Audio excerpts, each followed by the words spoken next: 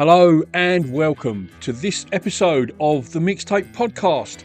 This is where we take a deep dive into the inspirations and influences of my guest as I ask them to select 6 tracks for their imaginary mixtape. Track 1 is an attention grabber. Track 2 is a song they sing in the car or the shower. Track 3 is a cover version. For track 4, I'll ask them to pick a song they wish they could have played to their 18-year-old selves. Track 5 is a song they would use to woo someone. Track 6 is a track that my guest feels doesn't get the attention or recognition that it deserves. Track 6 is for Patreons only, so if you'd like to support the creation of this podcast, it's patreon.com/mixtape podcast, or you can check out the link in the description below. You can join for free or subscribe for as little as $2 a month. There's lots of other Patreon-only content on there, including the opportunity to ask guests a question and to have a personalised mixtape playlist curated by yours truly. There's lots of other ways you can support me, a like or a follow on social media. Again, there's links in the description for that. Or if you are listening on Spotify, you can smash the follow icon or you can rate the podcast. All of these little things go a long way towards growing the platform, and I really, really appreciate it. Thanks so much for listening, and I hope you enjoy this episode. This is Andy Scott of Tweet, and you're listening to the Mixtape on KCR 105. 102.5. Bollocks. Hello, and welcome to today's Mixtape for KCR 102.5 FM and the mixtapepodcast.com. And today it is an absolute delight to be talking to Andy Scott from Sweet. How are you, Andy? I'm absolutely fine. I've had my moment, but right now I turned 75 a couple of weeks ago, and nothing dropped off, so it's fine. Well, you mentioned it there, so we'll get straight into it. I did have a note to talk about that. I was going to talk about the tour dates first, but we'll talk about them after. So I was having a little stalk through your Instagram page, the Sweet Instagram page, and I saw that you'd had a big birthday a couple of weeks ago. I won't say the number, but if it was a cricket score, you'd be getting a round of applause for sure. But I made a sort of note to ask you about it, and I carried on scrolling, and then the next post on the Instagram page was like a 2-day itinerary and his birthday celebrations. And I was like, wow, that must have been some weekend. So how was that birthday weekend for you, mate, and what did you get up to? Well, I did one for my 70th, just one gig in this hotel in North Wales. I don't know whether you're familiar with a 60s TV show called The Prisoner. Yeah, absolutely. Paul Talbot. No, it was shot in Port Miriam. Port Miriam, that's it. Yeah, Port Miriam. And that's one of my favourite places. And I know the people who run it now. And we went up there for 2 days this time. And it was a kind of invited audience. In other words, I'm raising money for my cancer charity. And I said to everybody, look, I'm 75 this year. It's going to cost you 75 quid to come along, you know. And we raised a lot of money. And it was really good. The band played fantastically. It's in a place that holds about 150 people. So it was like playing like the old days. In other words, I could touch the noses of the people in front of me, you know, that kind of thing. And it was brilliant. It tired me out, taken me probably 5 days the following week to get over it, but it was worth it, you know? Yeah, no, absolutely. It sounded like an amazing weekend just from reading the itinerary. I was getting excited about it. So let's talk about the tour dates then. Coming to Australia throughout November. Farewell tour, Andy. Say it isn't so, mate. It's not the end for gigs, but it might be for tours. But you see, Australia's so far away. You can't just come and do 3 or 4 gigs and then go home, unless, of course, you're Paul McCartney. So it might not be the last one for us, as long as this one goes the way I'm hoping it's going to go. We've already got a couple of sold-out shows in there, so I'm coming back to do a second show. So so that's a good sign, you know. Absolutely. A few of the dates are already sold out. I won't go through every single date, but you're touring in November. I know there's Melbourne and Adelaide have both sold out. So you put extra shows on there, which is awesome. For Perth listeners listening to the radio show, it's the 29th of November, the Regal Theatre in Subiaco. And for all the tour date, it's metropolistouring.com for tickets. When I get bands on, Andy, obviously I talk to a lot of bands coming to Australia. And one of the questions I always ask is like, what sort of things, while you're in Australia, do you like to take advantage and, get out and do some sightseeing and do some touristy stuff? And 9 times out of 10, they'll say, oh, no, their dates are like boom, boom, boom, boom, boom, boom. And then they're off again. But looking at your tour dates, you're doing it the right way, mate. Like you've got, I think, 13 dates in 3 weeks or something like that. So you're giving yourself plenty of opportunities. You're going to be getting out and about and doing some tourist stuff, mate? I will do, as long as it's not too hot. That's something that affects me these days. But in the 50 years that I've been coming to Australia, more than 50 years, we were there when the Opera House was just being completed. Wow. So we actually got a run around it before it was open, and there was a guy showing us around, and you could see he didn't really like us because, we were there, these long-haired, dressed to the line. And I was going, this is a fantastic place. I said, what kind of stuff will be here? I said, I suppose you'll be getting some of the big Australian bands coming to do an opening show. And he went, not in my lifetime, is what he said. And then the following year, there's a guy, it's just one of those Aussie songs that's become like an icon. I've forgotten the name of the guy, but he... John Farnham? No. I think he played there, obviously. The first guy, rock guy, or modern musician guy, was this guy who got this. Everybody knows the song. Jimmy Barnes? No, but he would have played there as well. Yeah. I'm just trying to go through the Australian icons. I'm trying to think who else is in that sort of wheelhouse. Yeah, Jimmy Barnes, John Farnham. He had this one song that everybody used to sing back in the late 60s, early 70s. Daryl Braithwaite? No. I know Daryl. I've met him. One of my best mates for quite a while until he disappeared. It'll come to me. But here's my dog. He's come to say hello. Special guest. Hello. Hello, Ted. Hello, Ted, mate. Yeah, I'm doing something right now, but you understand that, don't you? Yeah, off you go. Go on. It's a fantastic place. There's so much to do and so much to see. I would be quite happy to sit on a balcony in a hotel and watch the world go by. I've done a little bit of scuba diving up in the Queensland area. I've seen the crocodiles jump out of the Adelaide River. I've been taken into the outback from Darwin by a couple of guys in not Range Rovers. These will be the big Toyota truck thing. Yeah. I've never been to Alice Springs, but we actually played in Mount Isa for the miners. Yeah. So it's and it's a big country. I wanted to talk to you as well, Andy, about, obviously you've been going a long time, 50 plus years since you were the Sweet and then Sweet. It must have been a massive boost for you in terms of bringing new listeners to your music when Fox on the Run was used in Guardians of the Galaxy. I mean, that's a movie that's a franchise. It's not just a big franchise. It's well known for having a banging soundtrack.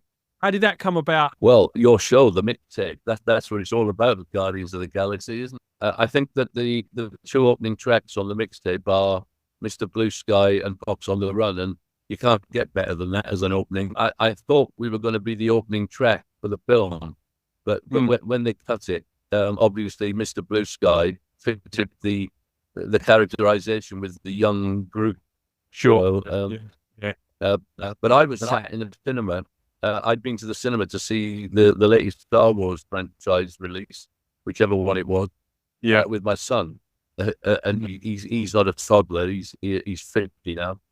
So we were sat in the cinema, and all of a sudden, Fox on the Run intro came on, and I looked at him, and we were both a bit puzzled. And then all of a sudden, we saw the Guardians of the Galaxy thing, and my son turned to me and he went, "If this is what I think it is, mate," he said, we're going to be all right, Yeah. Don't worry about it. And it's true, it sounded fantastic in the cinema. Yeah. And I just wanted to stand up and say to people, I wrote that, but, Yeah.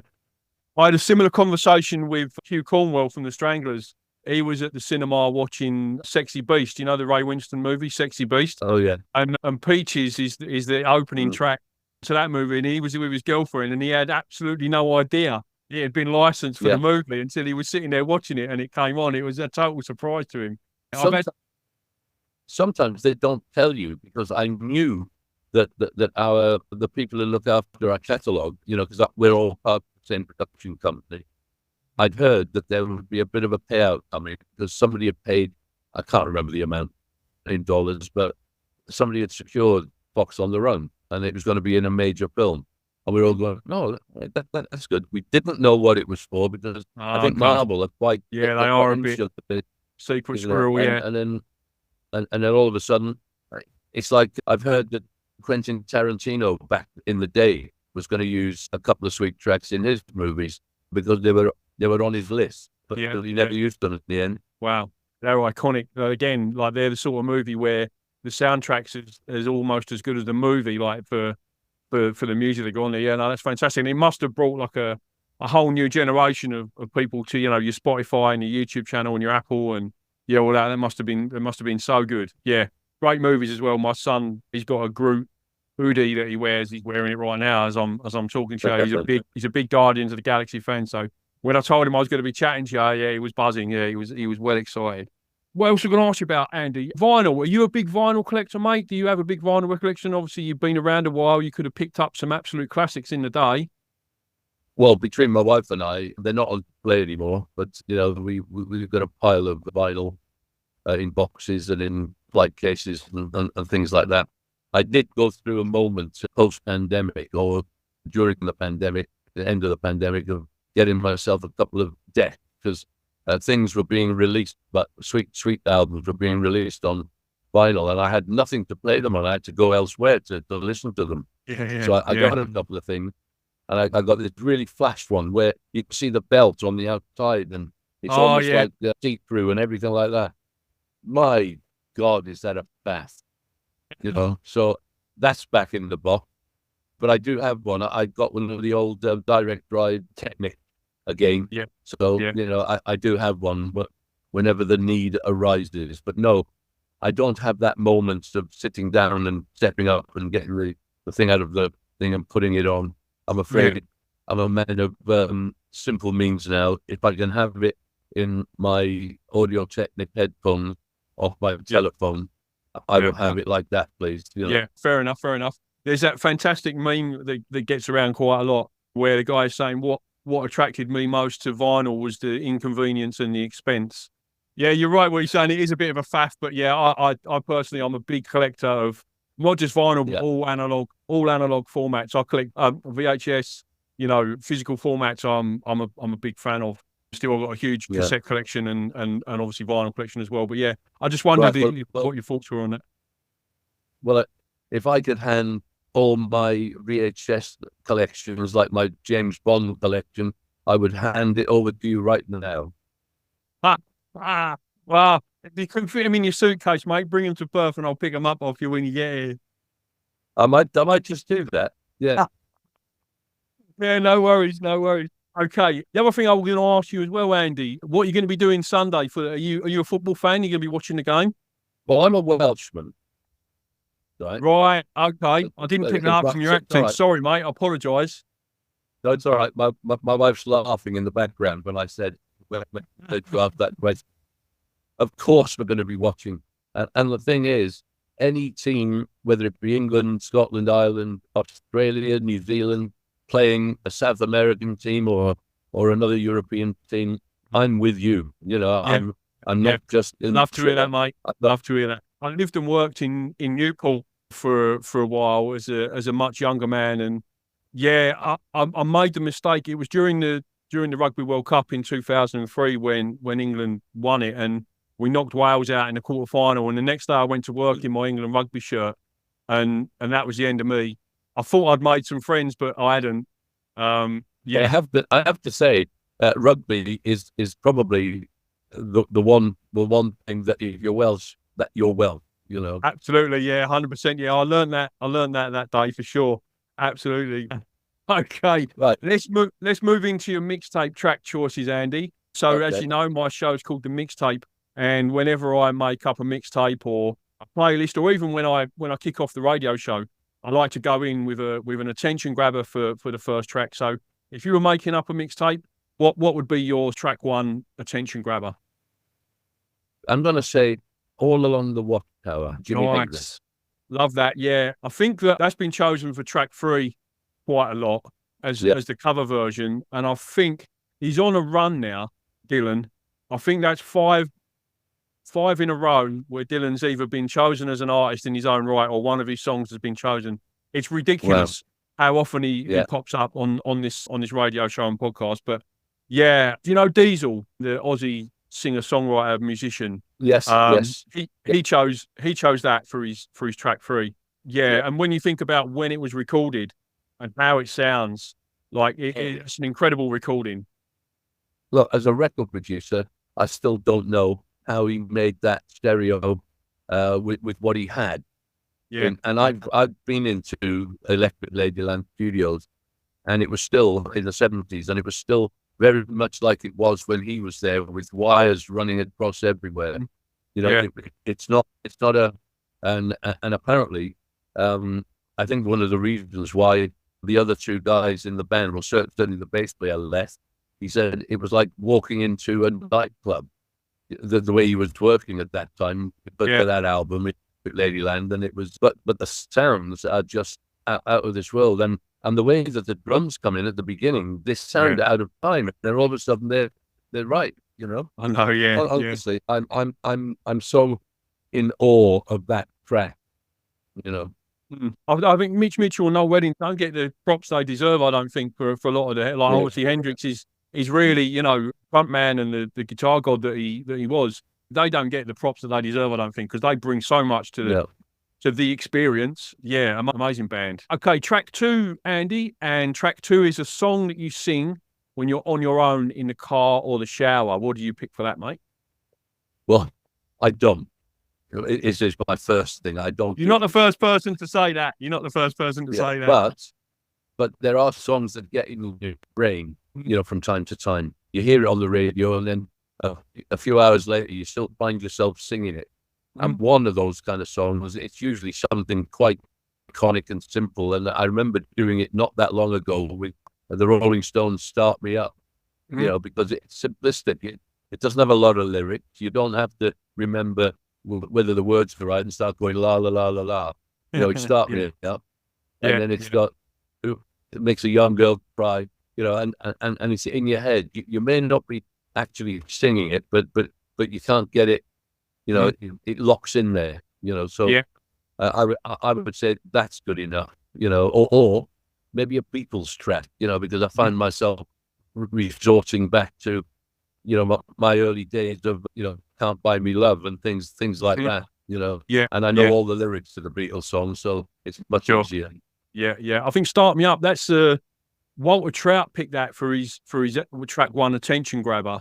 That was a very early episode, but it can go either way. Yeah. That's a good kickoff attention grabber as well. Okay, Andy, track 3 of your mixtape is a cover version, mate. What would you pick for that? Well, I did spot this when before we came on air, and there's one that really sticks out now, because I was listening to a late night radio rock show 3 years ago, maybe just after the kind of pandemic, and I thought, that's not John Lennon. And it was "Isolation" by Jeff Beck and Johnny Depp. Okay. I don't know if you've heard it. No, I'm not familiar. I know Johnny Depp plays guitar on quite a bit. He played on an Oasis album as well, if I remember rightly. But yeah, I didn't know he played with Jeff Beck. Yeah, well, this track is fantastic. I mean, it got all the elements, but I knew it was a Lennon song, and I just had to do the usual Shazam, Google, you know, let's find out who it is. And then I immediately downloaded it, and it's now part of a playlist that when I get on an aeroplane, I listen to things like Ramble On, you know, by the Zeppelin, and things like that. Things that kind of settle you in your stick, you know? Yeah, no, absolutely. Talking about playlists, Andy, what I've got, if you're listening to this on the podcast or the YouTube channel, There'll be a link in the description down below. I've got 6 playlists, Andy. All the track 1s that have ever been picked, all the track 2s that have ever been picked, all the track 3s that have ever been picked. They're all there in 6 separate playlists. And yeah, so they're on the Spotify. So it's the mixtapepodcast.com if you want to go and check those out. 4, Andy, is a song you wish you could have played to your 18-year-old self. What would you pick for that, mate? Now, this is the difficult one because all the songs always is. that honestly, all the songs that have influenced me or that I still have a relationship with, I was listening to them when I was 18, in the 60s. So it's really, really difficult. But in later life, I found classical music. And when I was at school, there were a few pieces that I really picked up on, some British composers like Elgar. And I suppose once I moved out of my school and started to play for real, I was professional at the age of 18. I had no other job. I'd worked in a bank for about 3 or 4 months and realized that they hated me because at the end of every day at 4 o'clock, I was out of the door so quickly, dressed differently, and jumping into a van to go and do a gig with me then.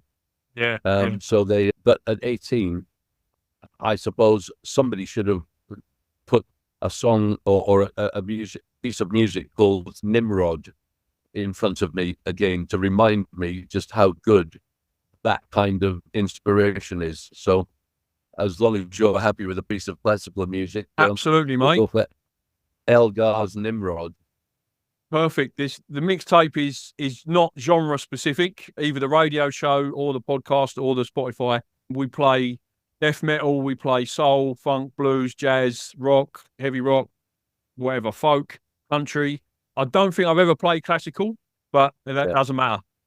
Yeah, the thing is, at 18, and I was listening to Jimmy Smith and Wes Montgomery, as well as the West Coast bands, and also the British bands like the Kinks and the Who, and so it's a real watershed moment for me. Mm-hmm. Yeah, absolutely, great choice, mate. And track 5 of your mixtape, Andy, is a song you would put on the mixtape to let the listener know that you're romantically interested in them. What would you put on there to woo someone? What would you use? Well, there's only one song that fits this, and I think it's probably the best song that's ever been written. And once again, a hell of a production for the time. God Only Knows by the Beach Boys. Yes. What a choice. What a fantastic choice. I don't think that's only the Beach Boys. I've got quite a good memory for what's been picked before, and they've only come up once before, but it wasn't God Only Knows, I don't think. Yeah, what a fantastic choice. And again, like you touched on it there, the production and the genius of that recording is just, it's timeless and second to none. Absolutely. Okay. And finally, Andy, just last track of your mixtape is something that's maybe a little bit obscure, a little bit left field, or you think doesn't get the recognition that it deserves. What would you pick for that, track 6? Well, back in that being influenced era in the late 60s, there were bands around like Spirit and Vanilla Fudge and Buffalo Springfield. So I would probably say maybe the Buffalo Springfield, Love the One You're With. If I remember rightly, did Luther Vandross do a cover version of that? I think he did. He might well have done, yes. Yeah. It might have been a duet, actually. I'm not sure. But yeah, that's a fantastic track. And I remember saying to a friend of mine once who I was sort of in love with, but she wasn't in love with me, like quoting that lyric, if you can't be with the one you love, then love the one you're with. Yeah, and she poo-pooed it. She wouldn't have a bar of it. We're still friends now, actually. Maybe she might hear that and remember. Yeah, great choice. Fantastic choice for your track 6, Andy. Just to round things out, mate, just before we close out, future plans for Sweet after you've finished your Australian tour, what you got on for the rest of the year, mate? Well, not much left, but we go back and we do half a dozen shows in the UK. Okay. We have a big... For next year, we have a big show coming up in London. I can't really tell you what it is until. No worries, mate. Until we've embarked on the British gig, because otherwise people might go, "Oh, I won't go to that. Then I'll go to the new one next year." And I just think it's, especially after the traveling the way we have, 6 gigs is enough. We've been doing like 12 gigs in the UK on these tours, but I think six will do it nicely. Okay. So my wife walked in. My wife just walked in with picking some fresh. Oh, look at that! Lovely, yeah, lovely, nice. You're being well looked after, Andy. Love to see it, mate. Okay, if you want to find out what Sweet have got going on next year and what they've got going on at the moment and everything else, it is thesweet.com is the website. And like I said at the top of the show, for the Australian tour dates, it's metropolistouring.com for all of those. Andy Scott, thanks so much for coming on the show, mate. I really appreciate your time, buddy. And safe travels down under, and I'll see you when you get here. Yeah, and I've really enjoyed it. Please make yourself known. Okay? Will do, mate. Yeah, take it easy, Andy. Thanks mate. Bye. See you then. Bye. Bye, man. Thank you so much for listening to the Mixtape podcast. All the links that you will need are in the description below. Link to my Patreon, my guest website and social media, my social media, and the link to the Mixtape tracks playlist as chosen by today's guest. Thanks so much for listening. Until next time.